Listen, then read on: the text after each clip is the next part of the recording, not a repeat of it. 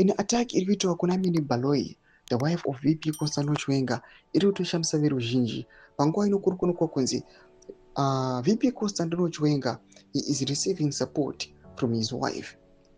Kubva apa takaona vaviri ava vachibatanidzwa ava vachiwanana, takaona kuti the life ya VP Constantino Chiwenga yakatanga kutransforma. Izvo zviri kuonekwa zviri kuthreatena vamaopposers ake, especially zvigananda. Saka pana mashoko ari kuda pana pachikomendewa pamusoro pema-allegations ari kupaila up pana Mini Baloi achinzi ari kuplana coup, zvinzi aiwa zvaari kuita ari kuenda against the ruling party ZANU-PF. Don't subscribe or like on the bell icon. Isaac Makomishi anodanyira achiti they've seen she's a strong and focused woman. They can't manipulate or buy her. So they've decided to run a campaign to tarnish her image and divert her focus. But it's not gonna work. A few months ago, Thembamliso said Vice President's wife should be fired or resign. Now, ghost accounts on social media are tarnishing her image, tagging Thembamliso. I tell you, this plan will backfire.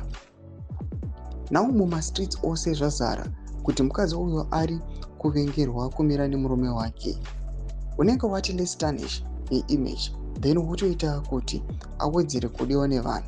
Inonzi own goal asvibisike uyo ndio mashoko anobuda nyuko panguva ino ari kuonekwa kunzi vamwewo ndo vaionekwa kunzi they were being bribed.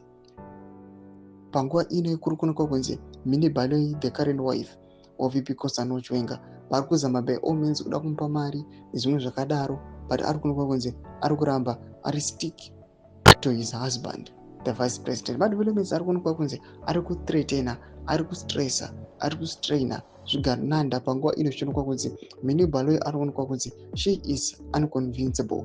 Madevelopments ari kuonekwa kunzi they are gaining more support from the citizens. Kunyange vari kuwedzera matax mulisto zvakaramba, now mamwe maghost accounts aku appear again. Pena comment section medu dzafunga muri kudi pamusoro pechiriko ichi. Musangana subscribe or like, chat on the bell icon.